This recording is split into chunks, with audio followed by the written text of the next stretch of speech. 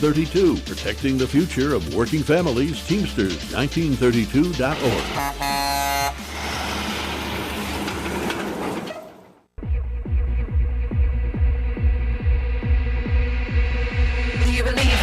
Satisfies. You believe in a God that opens eyes. You believe in a God that tells you lies. Or do you believe in me? Do you believe in a God that brings you down? Do you believe in a God that wears the ground? Do you believe in a God that makes you bow? Or do you believe in me? Do you believe in a God that satisfies? You believe in a God that opens eyes. You believe in a God that tells you lies. Or do you believe in me? Do you believe in a God that brings you down? Do you believe in a God that wears the ground? Do you believe in a God that makes you bow? Or do you believe in me? It's Beyond Common Sense. It's Lanny Sense with Lanny Swerdlow, KCAA's resident gay, woke, liberal, pot-smoking, race-mixing, tree-hugging, left-handed, science-affirming, Jewish, humanist, atheist, a white evangelical Christian nationalist, worst nightmare.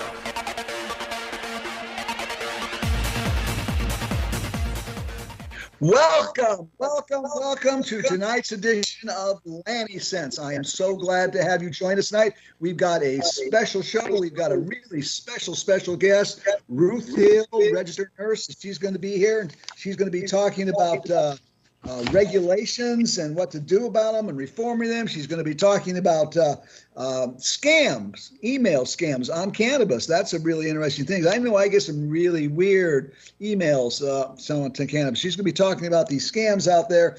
And then she's going to be talking about a real RN thing, healthy gut microbiome. So stick around. We'll have her on in just a little bit, and we'll be being able to learn a lot. But right now, I want to talk about something that's happening right now, and it's very, very important. There is a bill that passed the legislature, both the House and the Senate, called AB 1775. It is also known as the Cannabis Cafe Bill. And what this bill will do, it will allow cannabis dispensaries with lounges to sell something besides cannabis. Right now, the law is such that a cannabis dispensary can only sell cannabis products. It can't sell anything else.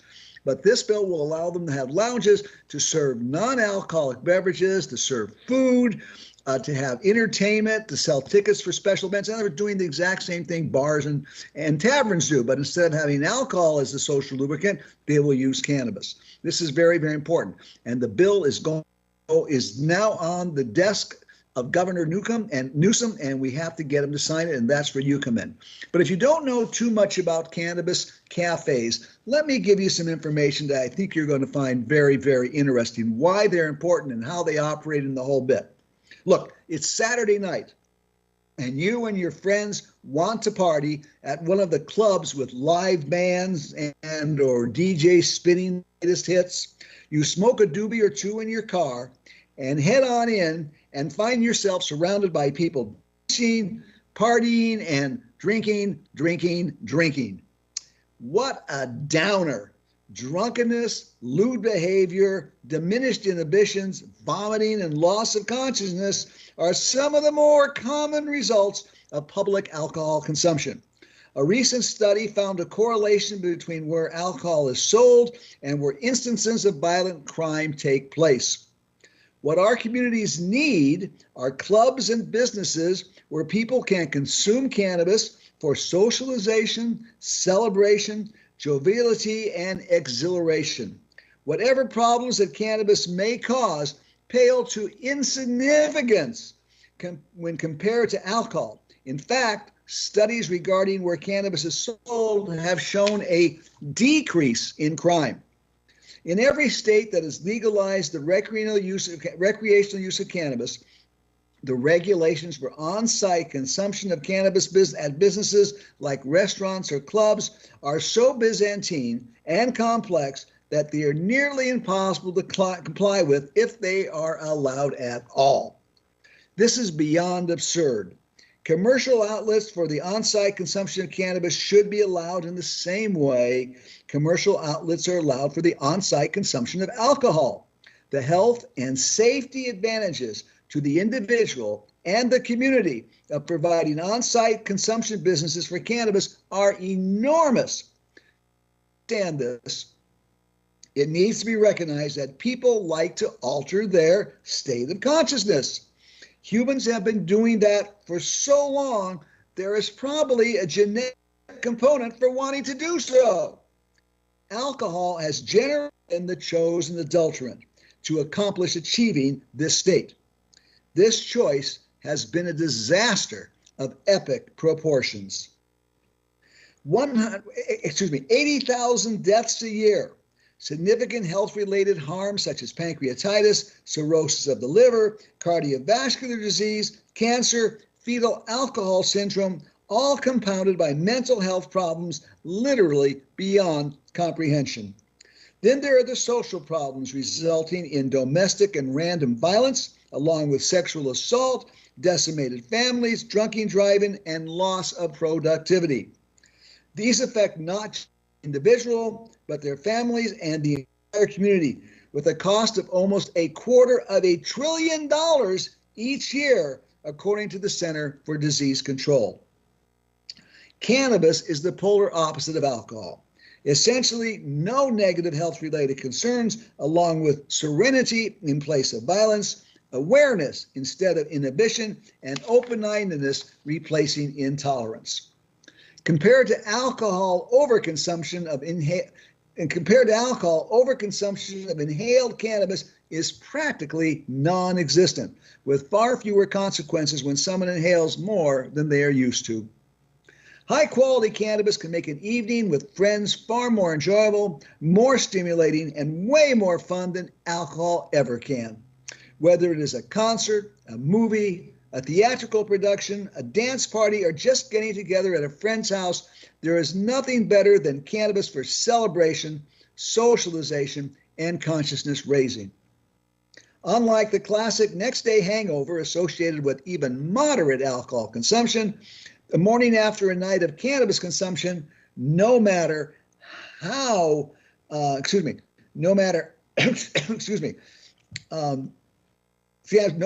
heavy, finds the reveler waking up well-rested, bright-eyed, and bushy-tailed, ready to get on with the day activities. It should be noted that cannabis consumption with alcohol consumption at the same time should be as verboten as alcohol consumption alone. Consuming cannabis with alcohol can lead to even worse behavior, as cannabis amplifies and exaggerates the negative behaviors associated with alcohol. For good reason, California's initiative legalizing marijuana specifically bans the consumption of cannabis and alcohol in the same business. Although our communities would greatly benefit from allowing business to provide for on-site consumption of cannabis, there is ferocious opposition from interests inimitably opposed to cannabis, with the most voracious opposition coming from the alcohol industry. Some of the largest financial contributions opposing marijuana legalization initiatives have come from alcohol businesses, and they are well aware that if cannabis is widely, easily, and affordably available, that alcohol consumption will decrease significantly. The legalization of cannabis has multiple benefits, but the most significant in terms of health and safety is its ability to act as an effective substitute for alcohol. For that benefit to be fully realized, the presence of on-site consumption business is to be encouraged, and that is what AB 1775 does. It's critically important that you contact Governor Newsom and tell him to sign AB 1775, the Cannabis Cafe Bill, which would allow California cannabis dispensaries with lounges to sell food, non-alcoholic beverages, have entertainment, dancing, and sell tickets to live events. The governor has until September 30th, that's only a few days away, to sign or veto bills, and can do so at any time. So please, please, please take the time to contact him now. And I'm going to tell you how to do that in just a minute. I want you to know that the governor vetoed last year's Cannabis Cafe bill over his absurd concerns about employees being exposed to secondhand cannabis smoke. That's nonsense. First-hand cannabis smoke isn't dangerous, so second-hand cannabis smoke isn't dangerous. And by the way, almost every employee who works at the cannabis dispensary probably consumes lots of cannabis. Assemblymember Matt Haney, who authored the original bill last year and the newly revised AB 1775, has worked with the United Food and Commercial Workers Union to address these concerns about secondhand smoke and resubmitted the bill with hope for protections from secondhand smoke that will satisfy the governor. The opposition to the bill has come from some health organizations, and as I said before, from restaurants and bars that don't want to see any competition from cannabis lounges offering food, beverages, and entertainment the same as they do. This is why it's all the more critical that the governor hear from voters that he should sign this important and critical piece of legislation. AB 1775 not only brings cannabis even more into the mainstream, but can help the struggling legal cannabis businesses by giving them another outlet for attracting customers away from illegal sources and giving bars and taverns a run for their money, with cannabis lounges being now able to offer food, non-alcoholic beverages, dancing, and entertainment just like they do. Thanks to a resolution introduced by the Browning Mary Democrats, cannabis cafes were officially endorsed by the California Democratic Party. Since Newsom is a Democrat, I'm sure this will have some influence on getting him to sign the bill. But the very most important influence comes from you, and it's important for you to make that contact the Governor Newsom now. The absolute best and the easiest way to call the governor is to call him. His phone number. Got a pen and paper? Write this number down. 916-445-2841. That's 916-445-2841. That's a direct line to the governor's office. When the phone gets answered, press option 1 for English and then option 6 to speak to a representative in English, or option 2 and then option 7 to speak to a representative in Spanish. Now, if you don't want to wait for somebody to come on the phone, you will be given the option to leave a message. Do it. You don't have to speak to anybody, but if you want to wait and talk to somebody, great. Let's wait and talk to somebody. Whether you leave a message or speak to a person, all you need to tell them is, tell the governor to sign AB 1775, 1775. If you want to say why you should sign the bill, go ahead and say it. But the important thing is you need to say, sign AB 1775. I can assure you that Governor Newsom will not be told why you said he should sign it, but he will be told if lots and lots and lots and lots of people call in and say, sign AB 1775. Of course, calling the governor's office is only an option if you can call him when it's open. And the governor's office is taking calls Monday through Friday from 9 a.m. to 5 p.m. 9 a.m. to 5 p.m. Monday through Friday. Call in. The number I said was 916-445-2841. Now, if you can't call during those hours, you can send him an email. And he's got a very simple email address. It's www.gov.ca.gov/contact. That's www.gov.ca.gov/contact, CONTACT. Write an email, send that email to him. Open up that website, and there'll be a page where you can follow the instructions on the page and how to send them what you're saying. Just don't forget, there'll be a list of bills there. Be sure you choose AB 1775 and not some other bill, and then tell them to sign the bill. Okay, do it. Do it. And by the way, if you want to, I've got this online, the information I just gave you, and you can find it online by going to www.marijuananews.org/blog, B-L-O-G, marijuananews.org/blog, and the information about the phone number and the email address and all that stuff be there. Let's call the governor and tell him, and let's get these cannabis cafes open at night and blind, and maybe we can all go down and get together sometime and have a very enjoyable evening. Okay, now we're going to have an enjoyable conversation now with Ruth Hill. And Ruth, are you online now? Yes. Can you hear me? Wonderful. Yes. Yes, we can hear you fine. Okay, great. That was a great explanation. Good for you. Oh, listen, that you know, I used to run nightclubs when I lived in Portland, and I always wanted to have a club that was cannabis based, because when people drink alcohol, they're just one problem after another. But when they smoke cannabis, they're just fun. So yeah. Well, thank you for saying that. one of my friends who is sober for 25 years, she told me that if she had two groups of friends, one that wanted to go out and get drunk and the other wanted to smoke cannabis, she would pick the cannabis ones because the ones that drink alcohol are rowdy, they get into trouble, they start yelling, they start doing all kinds of things. But the friends that smoke cannabis, they're relaxed, they don't go anywhere, that they don't drive anywhere where they're intoxicated, and they're the best people to be around. So there you go. And they laugh a lot. Yes, and they laugh a lot. And there's they used to have the vault dispensary that allowed you to smoke in there, because and also in Palm Springs they have the bank. Yeah, there's a lot of dispensaries have lounges where you can smoke, but the problem is you can't do anything else. You can't drink a Coca-Cola, you can't have food, you can't have entertainment, you can't have dancing and all that kind of stuff, because you're only allowed under law right now to furnish cannabis material. You can't furnish anything else. You can't serve a Coke. Right. So this will change that. And it'll give the bars to, and another thing, you're an RN, you know how dangerous and unhealthy alcohol consumption is. 80,000 people die every year from it. Nobody dies from cannabis. When I worked in a hospital, I don't think I ever had a single shift in which I wasn't taking care of at least one person in a hospital bed because of their use of alcohol. The whole time I was there, never had a person in a hospital bed that because they use cannabis. Never. Correct. That's right. So I want to thank you, Lanny, for inviting me. I'm delighted to be on the air. It's great. It's great.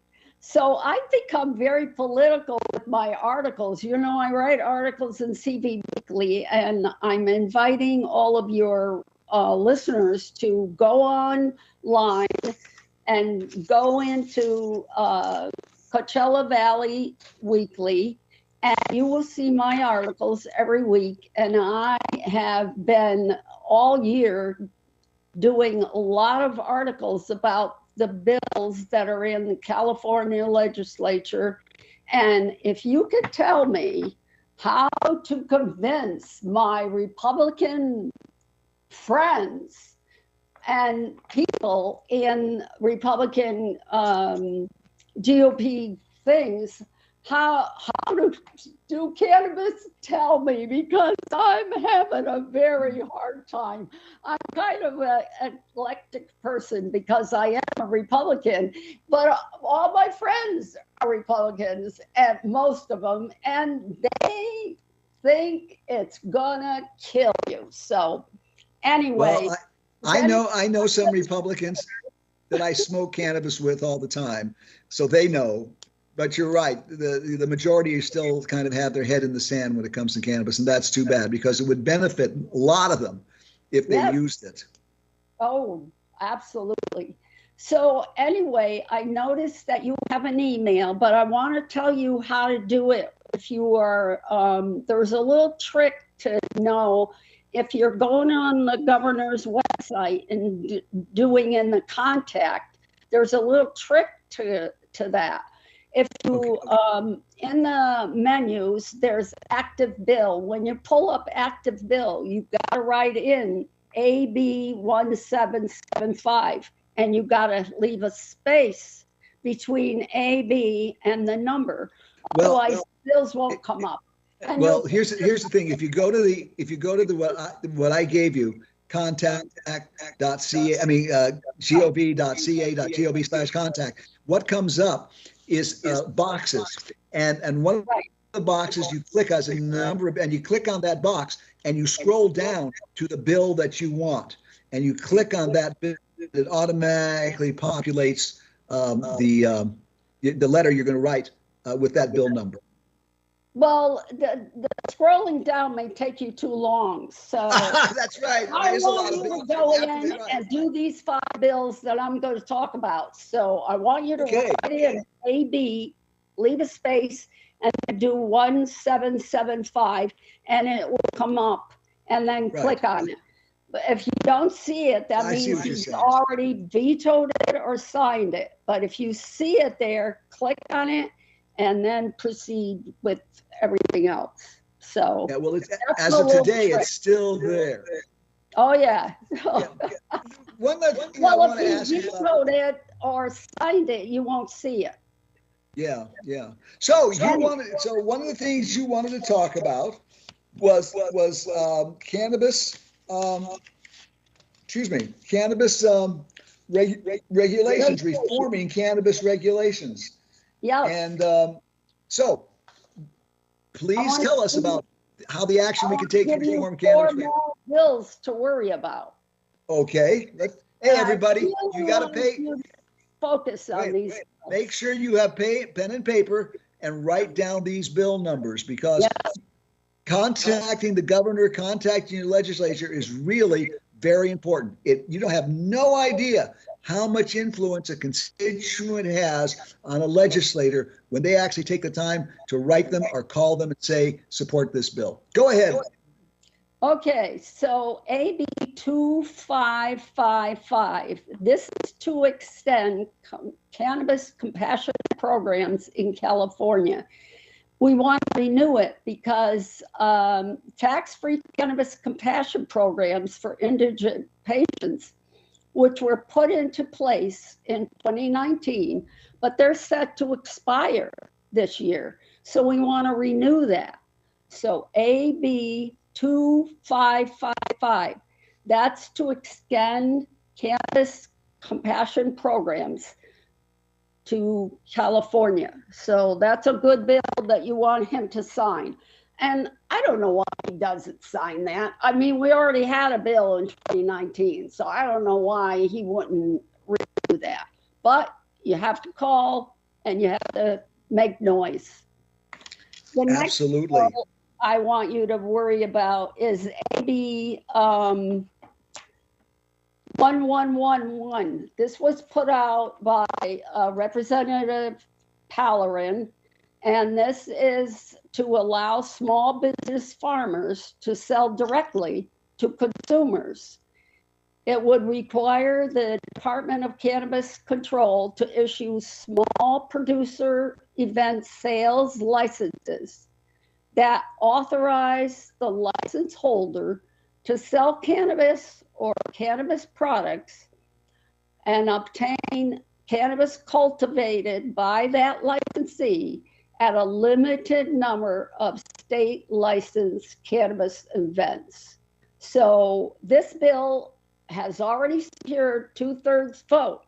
So if he vetoes it, it's already got 2/3 vote. So it's 1111. This will allow small, what do we call those?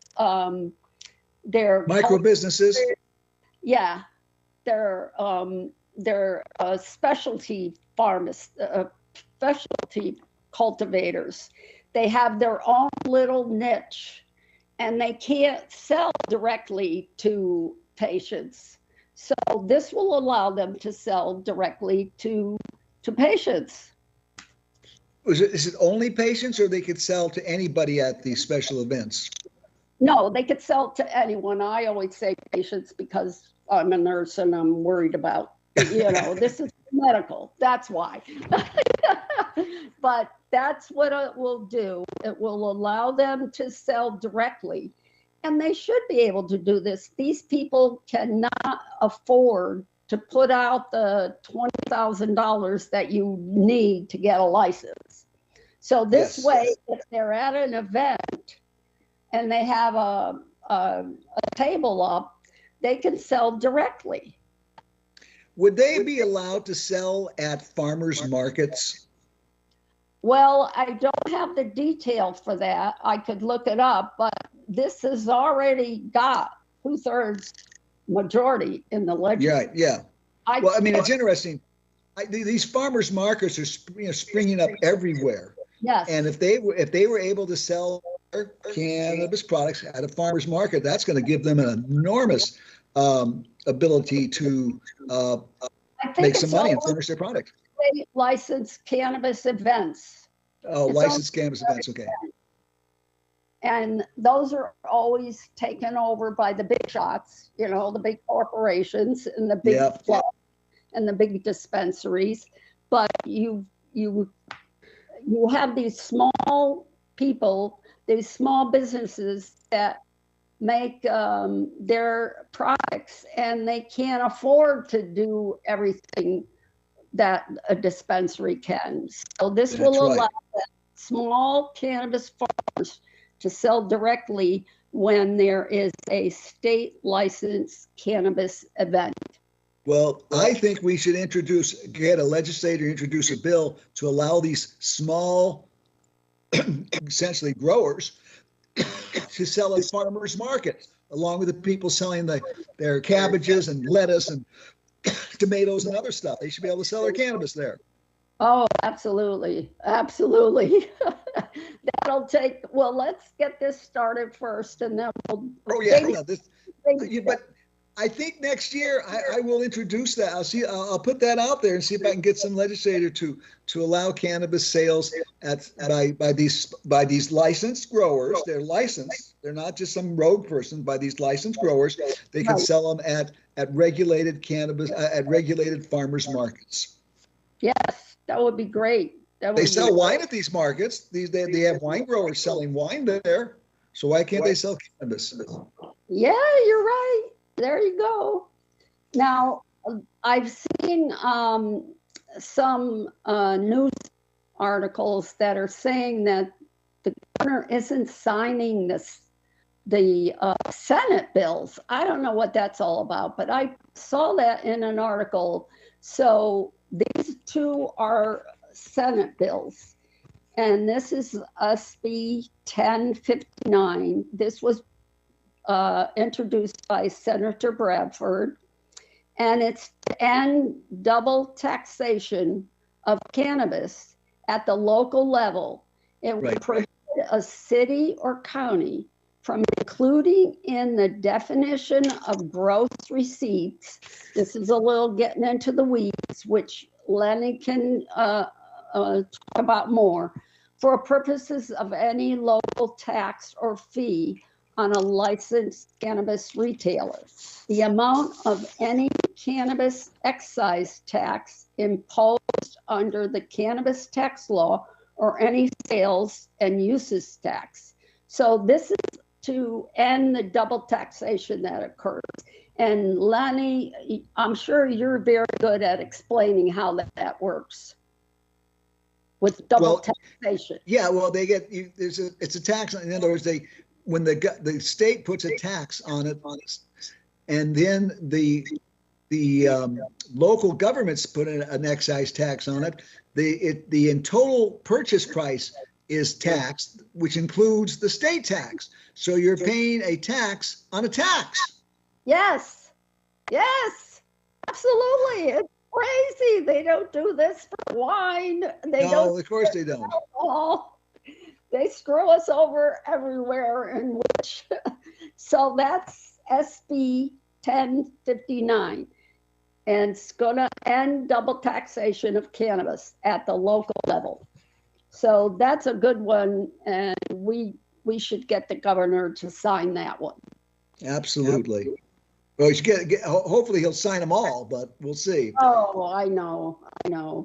Anyway, another one is SB 1511, and I want you to not only contact the governor on his website, but I also want you to do double, because this is the health omnibus bill.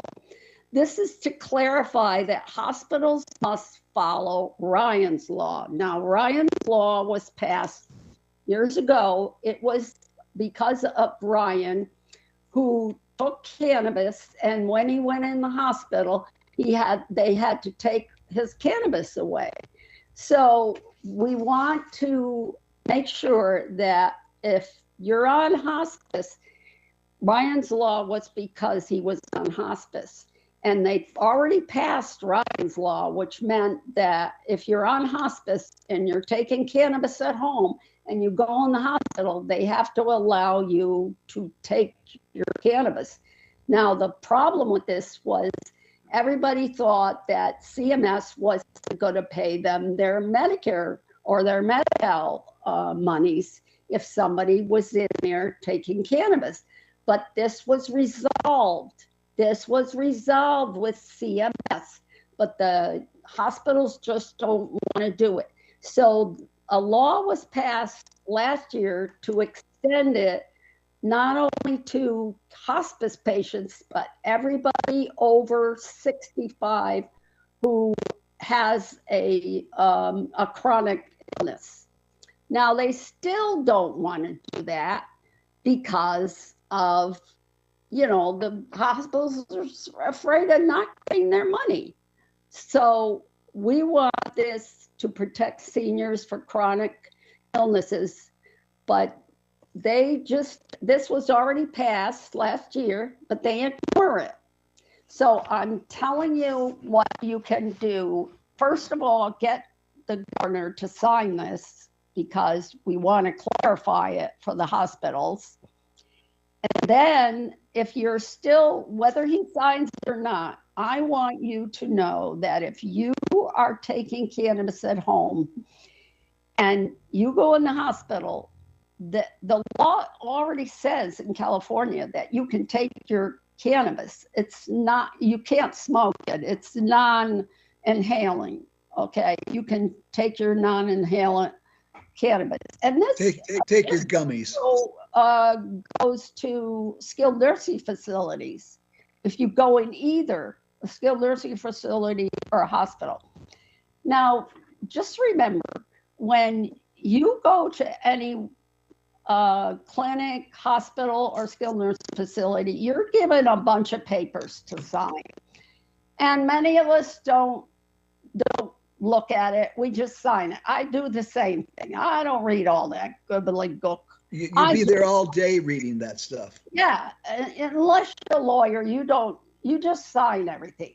But I want you to pay attention to the one piece of paper that says you have patients' rights. On that piece of paper about patients' rights is a phone number to call if you have a complaint. So if you go in the hospital and they don't allow you to take your cannabis with you, you call that state office and you register a complaint because the law says you can. The law is behind you. That's Ryan's law, right? Issued to a state for a hospital, they have to investigate it. Regardless of whether there's any validity to it, they have to investigate it. Now, this is Ryan's law that is already a law. This is not a... It's already a law.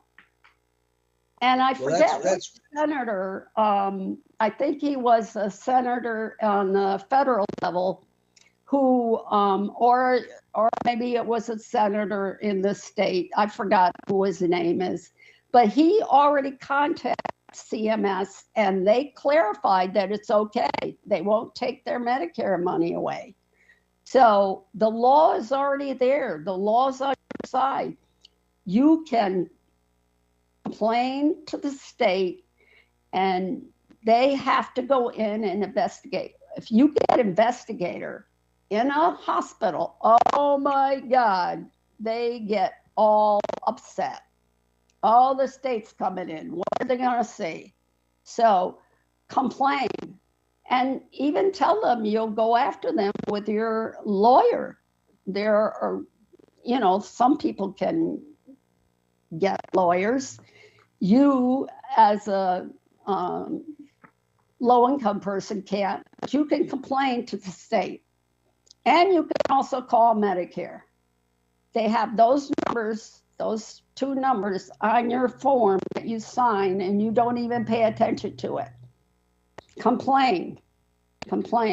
Now, if anybody is listening to this and and they do have this problem, contact. I'm an RN too, and I serve on the board of directors of the San Diego Memorial Healthcare District, so I'm very familiar with hospital operations and how they work. So if you are having problems getting your cannabis with you and you go in, when you go into the hospital, give me a call. Now, maybe I would be able to help you and tell you who to contact within that hospital administration and solve this problem for you. Ryan's Law. Yes, it's already there. They already passed the law last year for anyone who's over, I forget whether it's 60 or 65, that has a chronic illness. They can also use their cannabis. So, you know, you gotta make noise. You gotta be active. Absolutely correct. If you don't make noise, no one will hear you and they'll walk all over you. And we got to get this done for people because we're all going to be influenced by it. All of us are going to sometime go in a hospital or a clinic. So you got to, you know, you don't want to leave your cannabis at home and then let them put you on opiates and all those other chemicals that you. So to recap the bill numbers, it's AB 2555 and it's AB 1111. It's Senate Bill 1059 and Senate Bill 1511. Now, if you do go on the website and do the email, it gets a little more complex. If you can call the governor's office Monday through Friday from 9 to 5, when you talk to that person, just give them those bill numbers and they'll record it and the governor will know that somebody called up about, they get a tally sheet every day telling them how many people called and why they called. So it's if you can do the phone call, it's really easy. But if you can't do the phone call, then go to the website, which is gov.ca.gov/contact. And the phone number once again is 916-445-2841. And like I said, you can find that information at marijuananews.org/blog. All those contact there. Okay, Ruth, you also said you wanted to talk. I got a couple more. I got another. Oh, you got more? Yeah, okay. I got one more. I thought you said you had 4. I did the farmers, the double taxation, the lounges, and did I do AB 25? Oh yeah, I did that. I did all 4. Yes. Right, because you did 1775. That's right. Right. Okay, those are the four bills plus Lonnie's, that makes 5, that are very, very important. And I want you to call. And if it's after hours or the weekend, you can't call. So you better get on his website. Yeah, you can do it on the website. And click the contact button and fill out it tells you what to do. So just fill it out. So there you go. Now, one more thing about the laws. They did want to pass a law to change hemp because there's a lot of naughty people out there that are trying to take CBD and create THC from it in the lab. They're making synthetic CBD and making synthetic THC. And they want to take hemp and redo that. And but that didn't fly. Nobody wanted to touch that. So that's tabled. And the feds are trying to do that too. And the feds are going to mess it up because the Farm Bill needs to be addressed. And if you go to my articles, I have an article about that a few weeks back, probably a couple months back, explaining everything that the federal government is trying to do with changing the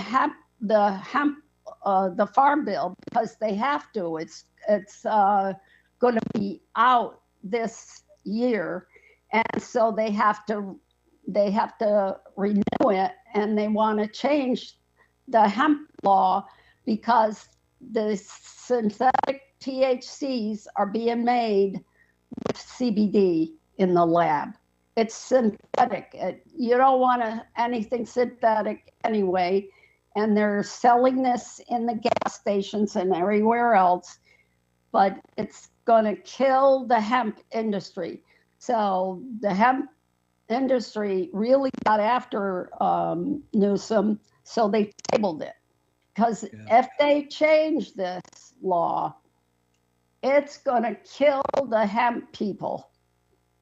It's going to kill it, really. It's, you know. And the reason it will kill the hemp people is because they wouldn't be able to cultivate it for clothing? No hemp anymore. Hemp products, cannabis products. And cannabis products are so important. I mean, for clothing and all kinds of structural materials and everything. Hemp is a huge industry. That's massive industry. Exactly. And they make good CBD that doesn't have THC in it. But the law says it has to have 0.3%. That's all that's allowed, 0.3% THC. So people take that and they make synthetic out of it. Right. And that's the problem, because there's a loophole in that allows that. And when you get real THC, why in the world would you want to take synthetic THC? Yeah, exactly. And these people there are some people that want the hemp products to be sold in dispensaries, and that's going to change everything. Oh gosh, we don't want to do that. So nope. Anyway, that was tabled. Oh, that's good. Okay, next. The next thing is you were going to talk about some scams in your email on cannabis, and I have seen some things that I think are scams, so I'm really interested in what you have to say about this. Well, I buy my hemp on, I'm wondering why I'm getting these. I'm not hearing it from anybody else. And I'm thinking it's because I buy my hemp online. So maybe that, the algorithms in Google and everywhere else, how they, when you try to, if you look at boots, you're going to get all these emails that are wanting to sell you boots. Okay. Right. Same thing with cannabis. So I get these emails and they're telling me, and I'm even getting these on conservative news sites. I get a pop-up that shows that Melania Trump has a CBD product. Now, if Melania Trump had a CBD product, don't you think the whole media would be down on Trump? Of course it would. Oh my God. So I had to click on it just to find out what it is. But it doesn't tell you anything. It's a nice website. Oh, you can click and get 2 bottles, free or whatever it is. But I tried to find out what's in it, and they don't turn the bottle around. So I have no idea what's in it. And another email I got was Dana Perino. Now, Dana Perino is also on Fox. There's a program at 5 o'clock. It's called The Five. And there's 5 panelists, and they all talk. And Dana Perino is a wonderful person. Most people like her. Even Democrats like her. I mean, she's a good, wholesome person. She's not out of, extremists.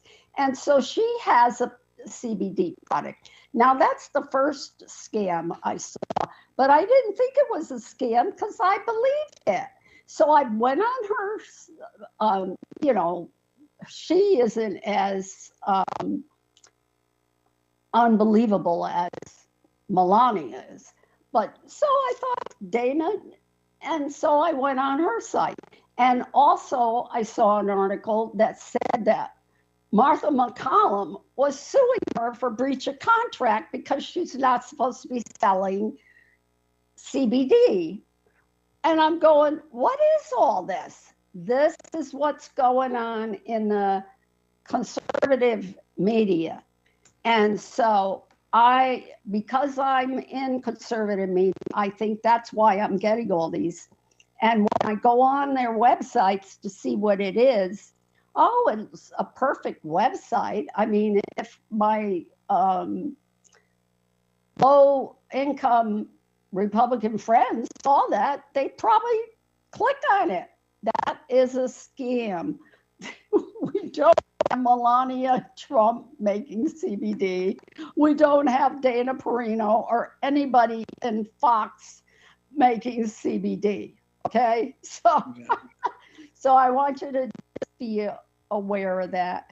I'm sure one of my patients who is a Democrat, I got him to take a hemp product when he was getting repeated cellulitis, and he was going on IVs.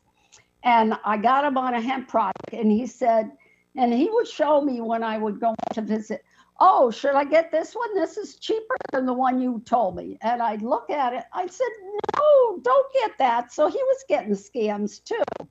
So I think it's because I buy my hemp online. So if you buy your hemp online, and that's the other thing I want to tell everybody, don't go on Amazon and try to buy a hemp product. You know, you don't know what it is. And a lot of them are cosmetics. They aren't really real hemp. They've got they put an isolate of CBD in a cream or something, but that's not what you want as a topical. You want the real thing. And so get a good hemp from somebody that recommends it so that you know it's been vetted, so that most cannabis dispensaries sell products for the skin made with real cannabis. Yes. And that's what you really want to use. Yes. But you can get, but some people, if they don't want anything with THC, you can get hemp topicals.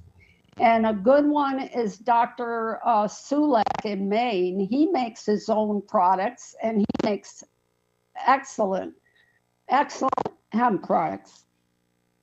So you can look him up. It's Dr. Sulek. He's in Maine, and he is an excellent hemp. We need some kind of organization that tests hemp products, that is reliable and you can trust them. You know, like Consumer Reports, they do an analysis of hemp products and tell you what's real and what works and what's just a gimmick. Right. And usually you can get the certificate of analysis from these people. Yeah. And some of the good hemp people that cultivate it, they use the same processes that they use for their THC products. Mm-hmm. They test them the same. They, you don't just test the plant, you test it when you cultivate it, when you pick it, and there's many steps that you use to test it. And they want to test it because if they have more than 0.3% THC, they'll lose the whole crop. That's right. If somebody comes in and tests, the state comes in and checks that, they'll lose the reliable people that have a license. They want their product to be perfect because they'll lose the whole lot if it's not. Right. So that's just my thing. Well, Ruth, listen, we only have a few minutes left on the show. And so I want to thank you.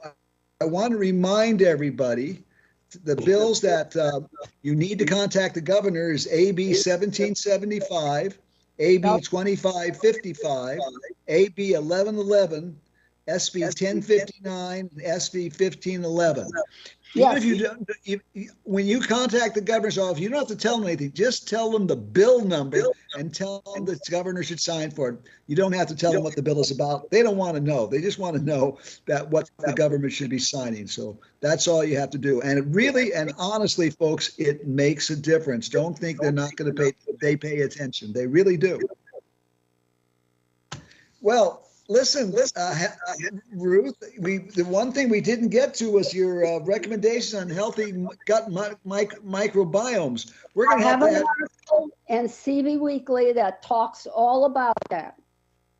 Go online, CV Weekly, Coachella Valley Weekly, and get my latest article. There you can get all the detail in there. Okay? Yeah, so you got it. It all in there. Okay, well, thank you so much for taking the time to join us on Lanny Sense this week. We've all learned a lot, and we'll have you on again, Ruth. Thank you so much. Hello? I think Ruth is hung up. Yeah, I thought you wanted me to go. That's okay. Well, we only have like 2 left, so I've got to. Anyway, thank you so much, Ruth. Hey, I just want to mention to our listeners to listen. If you'd like to do some advertising on our show, we've got a lot of listeners, and if you'd like to let them know about your business or whatever it is, advertising rates are really low. Give me a call, and I'll put you in touch with the advertising manager, Mark Woodward. My phone number is 760-799-2055, 760-799-2055, or you can just send me an email. It's an easy email address. It's rnlanny, L-A-N-N-Y, rnlanny@aol.com, okay? And one other thing I want to mention to you is about my book, The Cannabis Chronicles. You can find it on Amazon.com or on Kindle.com. All you have to do in the search box is put in Cannabis Lanny, and it'll bring it up. It's the Cannabis Chronicles. It's 120 different articles about the health and medical benefits of cannabis. Everything from pain to movement disorders to insomnia, and of course for sex too. That's right. Those are really interesting. I got 6 chapters on using cannabis for sex. So we are going to be wrapping it up now. And once again, thank you so much. Hey, please tell your friends about Lanny Sense on every Tuesday night here on 7 p.m. on KCARadio.com, or if you live in the Western Empire, Inland Empire, you can hear it over the air at 107.5 and 1050 a.m. So until next week, this is Lanny Swergel saying thank you for joining us here on Lanny Sense. And remember, smoking cannabis is nothing to be ashamed of. Smoking and eating cannabis is something that is beneficial for you, your family, and your community. Thank you and good night.